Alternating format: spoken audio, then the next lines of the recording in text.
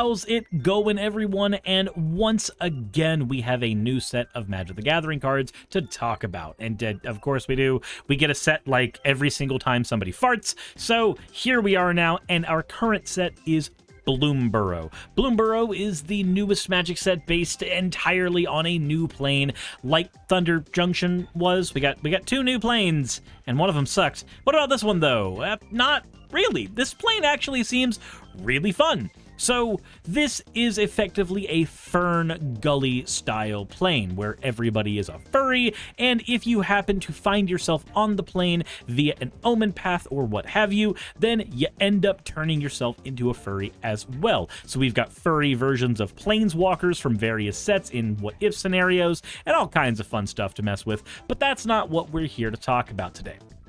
Today, since I am a budget-minded channel, let's go ahead and talk about all of the cards you should be looking for that are under $1. I've got 60 cards to talk about, and combined, these equate to about $17 worth of value, so you could get pretty much everything here if you wanted. But let's go ahead and talk about the first thing on my list, and that is Alania the Divergent Storm. Another Izzet Storm-style commander, but this one's super neat. When you cast a spell, if it's the first instant or the 4 sorcery spell or the first otter spell other than Alania, you may have a opponent draw a card, and if you do, copy that spell. The way this is worded, though, is you can get one of those copies per each of those instances. So you cast one instant, one otter, and one sorcery. 3 people get some group huggy effect, and you get to double and triple up on all of your stuff. Fantastic commander. And we got a couple more commanders to talk about before we get into the cards for the 99. Clement the Worrywart is also a fun blink commander as far as I'm concerned. When it or another creature we have enters the battlefield, return one creature we control with lesser mana value to its owner's hand. It obviously wants you to play a frog deck, but this could be a frog deck or a blink deck. You take your pick. The entire point, though, is just to recycle enter the battlefield effects for maximum value. The bird commander of the set is Castrel the Wind Crested. When one or more birds you control deal combat damage to a player, you may either draw a card, put a 1/1 on each bird you control, or put a bird from your hand or graveyard onto the battlefield with a finality counter. Honestly, I'm just happy we have a really strong bird commander here. Getting a +3/+3 to all of our birds every time they punch people, or getting to draw 3 every combat, is a super good value commander. Basically does everything. For mice, you get Maybell, heir to Cragflame, gives mice 1/1. When it enters, you make a legendary equipment that also pops on the board. Yeah, I like this just because we don't have mouse commanders. That's just not a thing we really have. And the idea of going like Boros equipment mouse tribal, it's gonna be really dependent on your 99, but I think it's a fun enough deck to try out. Then we have one that I'm going to be making a video on soon, Vren the Relentless. If an opponent creature dies, it gets exiled instead. It's got Ward 2, and at the beginning of our end step, we make X 1/1 rats for all the cards that got exiled, and they each get 1/1 for every other rat we control. So if you play a Fleshbag Marauder, this just spawns 3 rats. So, spoiler alert for that video when that comes out. Wick the Horrled Mind is also neat. A Grixis commander. When it or another rat enters, make a snail.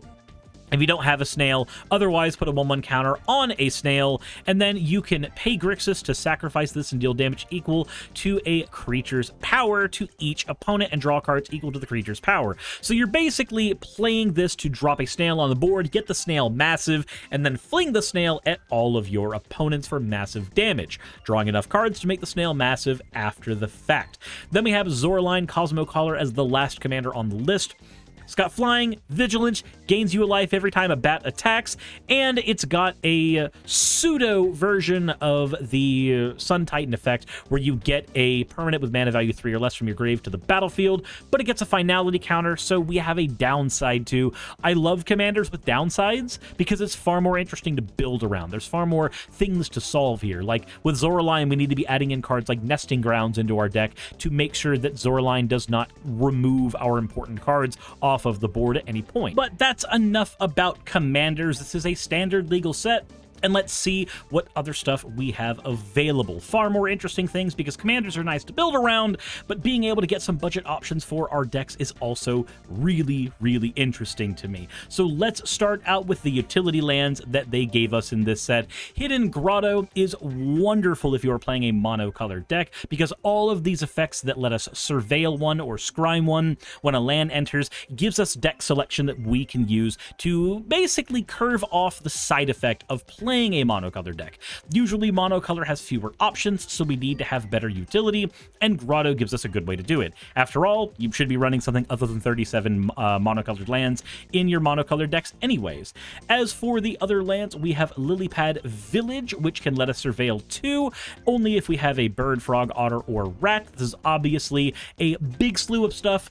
It's not meant for you to play a deck with all of these types of cards. It's meant so that people can use this in the draft experience. But having a land that lets us pay 1 to surveil is still really good. Lupin Flower Village lets us sacrifice it to grab a bird, mouse, or rabbit card off the top of the deck, or a bat card, and put it into our hand. Super good utility. Mudflat Village does the same thing with bat, lizard, rat, or squirrel, but it's from the graveyard to the hand. Rockface Village allows us to give a creature 1/0 and haste if it's a lizard, mouse, otter, or raccoon. And Oak Hollow Village puts a 1/1 counter on each frog, rabbit, raccoon, or squirrel we have that entered the battlefield this turn. Given that the rabbits and the squirrels have a super hard token sub-theme this time around, that means that you can get a lot of power on the board very quickly with a land like this. While we're talking about lands, though, I do want to give a quick shout out to the wonderful artwork behind all of the full art lands that are available in this set. Once again, like in the old Crimson Vow days, we are back to having a guaranteed land in every single pack be one of these full arts, and I really hope this trend continues. There are some people that think that it's better to have the lands not be guaranteed because then they're more special, and I'm going to be honest, I think card availability is far more important to me than card speciality. I'm happy that we just have more of these that people can use without having to spend a ton of money on them.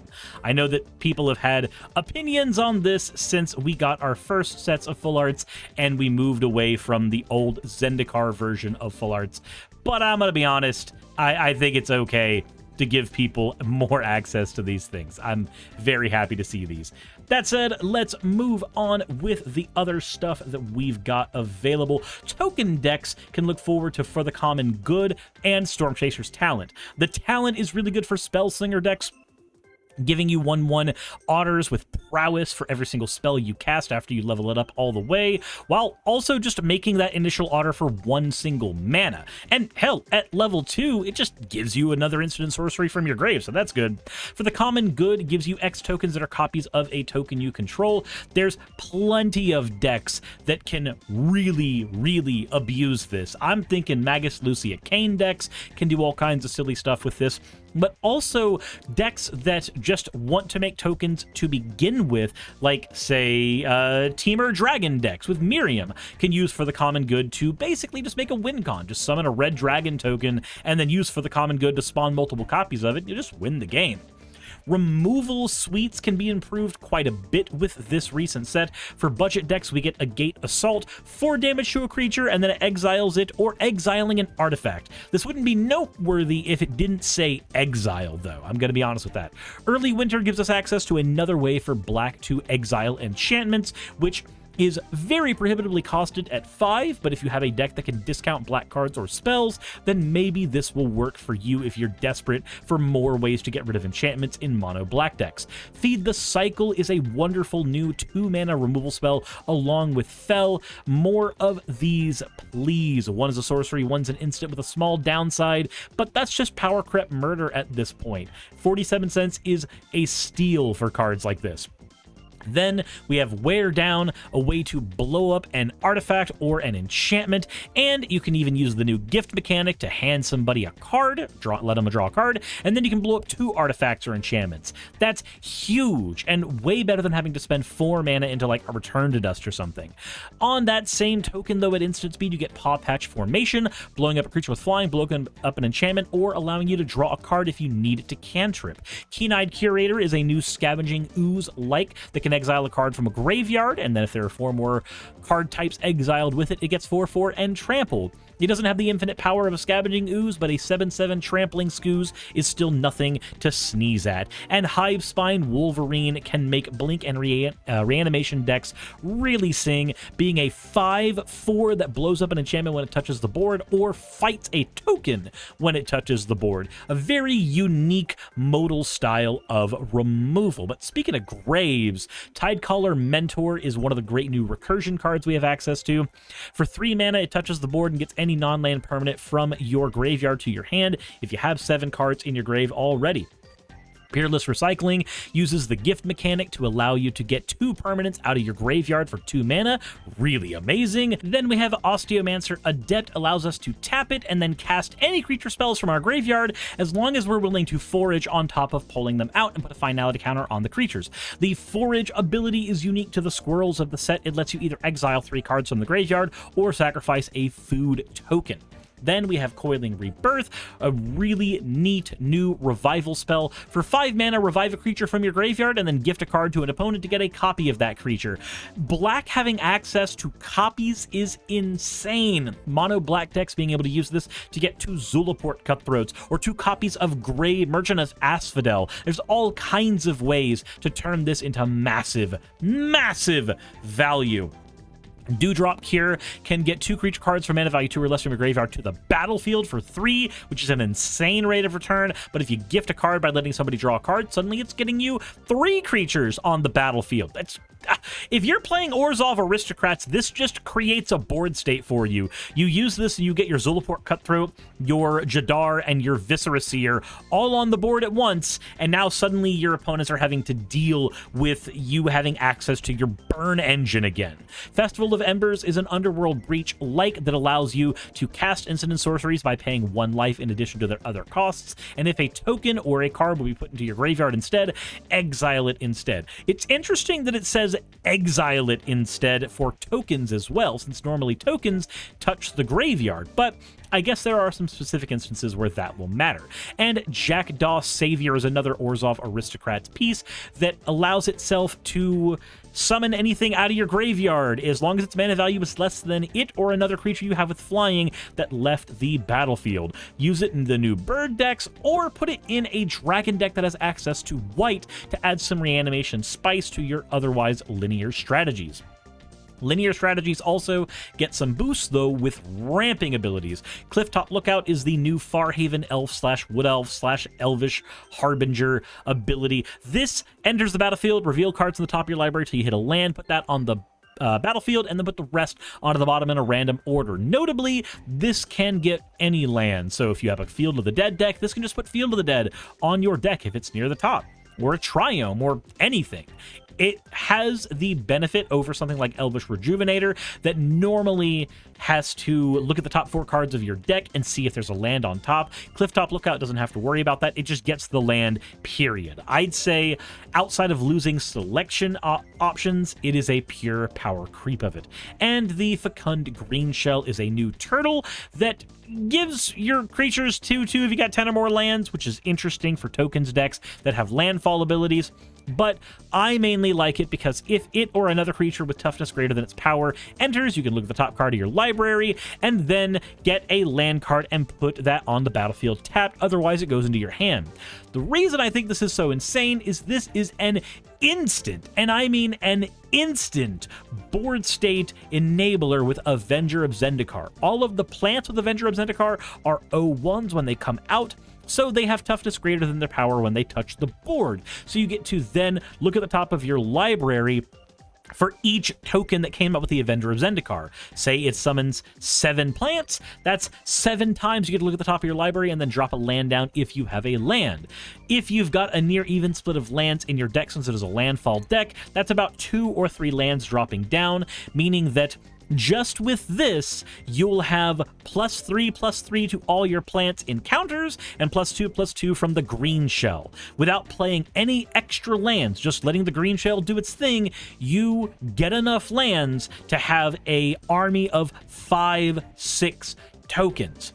All you have to do is have any type of ramp. Say you're playing an Omnath deck with access to red, then you can just swing out with those to annihilate a player. The green shell combos so hard with previously existing landfall strategies. It's a wonderful card, and I don't expect its price to say where it's at, but if it does, then I'll be very happy, because then I get to run it in a red-green Omnath build I've been tinkering with. Otter Storm also has a few interesting picks. Storm Catch Mentor is used in pretty much any deck that has instant sorceries at a high amount. It's got haste, it's got prowess, it discounts your spells. It's Goblin Electromancer power crept. Harnesser of Storms lets you exile the top card of your library every time you cast a non-creature spell and then play those cards. Impulse Draw is something that makes those Storm decks sing really, really hard. It only operates once per turn, though. So if you are storming through, this is adding a little bit of fuel, not adding an infinite amount of engine to your deck. So do be wary when you are playing it, but it is still really good to effectively get almost a draw one every single turn, especially if you happen to be playing a very instant heavy deck where you can cast an instant on your opponent's turn, exile the top card of your deck, see that it's an instant, and cast it again. Then we get the Daring Wave Rider. When it enters the battlefield, get an instant or sorcery from your graveyard and just cast it as long as it's got mana value 4 or less, and then exile it. This is a Torrential Gearhulk without the flash, but without the restriction to instants. That's exactly what it is. For people who like draw power, though, we have a few cards too. Bone Cache Overseer lets us pay 1 life and draw a card if 3 or more cards have left our graveyard or we sacrificed a food. So if you foraged, or if you're playing a reanimation heavy deck or a food deck, this is a neat draw engine to rely on. Fireglass Mentor gives us impulse draw as long as people have lost life. Lunar Convocation is greed with an upside of making tokens. Pearl of Wisdom is a divination with upside if you're playing otters. And Portent of Calamity gives blue access to Atrax's effect. Reveal the top X of your library for each card type, exile a card type from among them, put the rest in the graveyard, and then cast spells from the exiled cards without paying their mana cost if you exiled 4 or more cards this way. So if you're playing a deck with lots of creatures, artifacts, sorceries, enchantments, like all of the different card types, then Portent will likely be able to let you cast a bunch of those very, very quickly. We have a new board wipe in the set too in Starfall Invocation. It's a necromantic selection for only your side of the board so long as you gift a card. For paying 2 less mana than necromantic selection, though, that is a wonderful upside. Blink decks also get a ton of love in this set because birds and frogs have mini blink mechanics built into them. So let's look at Pond Prophet. When it enters, draw a card. Super blinkable. Dream Dew and Trancer. When it enters, stun a creature on your board and then draw 2 cards. Night Shifter. Whenever anything enters, put a blue fish on the board as long as that thing was a bird. Use a Maskwood Nexus to turn all of your things into birds, and suddenly you get to run off to the races with blinking. Lily Splash Mentor gives us Emiel the Blessed, but in non-legendary form for Simic decks, being able to pay 3 mana and just exile cards and put them back on the board at sorcery speed. Long River Lurker gives Frogs Ward 1 and also says when it enters, target creature you control can't be blocked, and if that creature deals combat damage to somebody, it then blinks. Use this in rogue decks that really, really want to get in and might suffer from problems of getting like really big rogues that don't have evasion.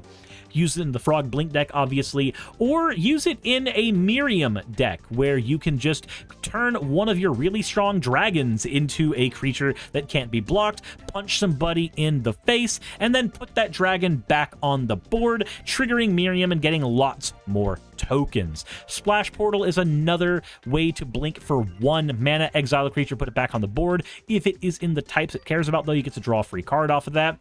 And Whiskervale Forerunner says if it becomes the target of a spell or ability you control for the first time each turn, Look at the top 5 cards of your deck, grab a creature card from among them that has mana value 3 or less, put it onto the battlefield for free, and put the rest onto the bottom of your library. So, with this, we can just play this on the board and then constantly play little blink spells like Splash Portal and get free creatures on the board. And because we are creating new instances of this effect every single time by blinking the creature, then we can surpass its once per turn limit.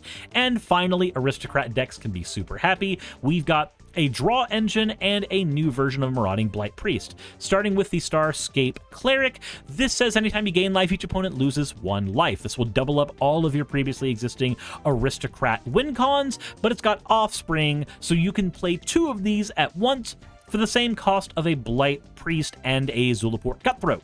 This will give you a board that can just win outright with certain board states, and I think it is a fantastic card. Also, Star Charter says at the beginning of your end step, if you gained or lost life, look at the top 4 of your library, put a creature card of mana value 3 or less, or power 3 or less from among them into your hand, put the rest on the bottom of your library. That's a really, really strong effect in Aristocrat strategies because they are always gaining and losing life, so you can trigger this every turn to slowly build up a strong hand, and at 12 cents, this is a no-brainer in Orzhov Aristocrats to run. That all said, I'm sure there's plenty of other budget options that y'all have found that you really like. If you do have any that you think I should have gone over, let me know in the comment section below. That said, apologies for some of the sporadic uploads lately. Schedule has been crazy, but I'm going to try to get back in line with doing things correctly. That said, let me know what you think in the comment section below. These are my picks for budget stuff that I really like from this set. Let me know what you like in the comment section below. As always, everyone, insert end of video tagline here. Hey, just wanted to give a quick thank you to all of my wonderful patrons who help keep me afloat and help keep this channel going. YouTube and Twitch are wonderful platforms, but at the end of the day, stability is not one of their strong suits. If you want to support my channel, then obviously Patreon is one of the best ways of doing that. Link is in the description. But I do want to personally thank everybody who has contributed to the channel. Those people would be Red Joker, Purple Poundini, Jemshin, Britzkrieg, Jupe the Malignant, Michael, Ravalern, Mabbity Babbity, Astral Frontier, Autumn and Angel, Nixie Chan, Mark Anthony, Victorian Alchemist, I'm not saying the last part of that, and you know that, Arcton Arclacier, Kiratorian, Dren Hadamata, Jordan M, John L, Lord Bleck, Smiling Game Master, and Fireshard. And everyone else who supports my channel and lets me do what I do full time. This is a dream job of mine that I never believed that I would be able to take full time, and with your help, I've been able to do it. So thank you so very much for that. Thank you for watching the video. I hope you all enjoy, and I hope you all are having a wonderful time. I will see you all in the next one, hopefully.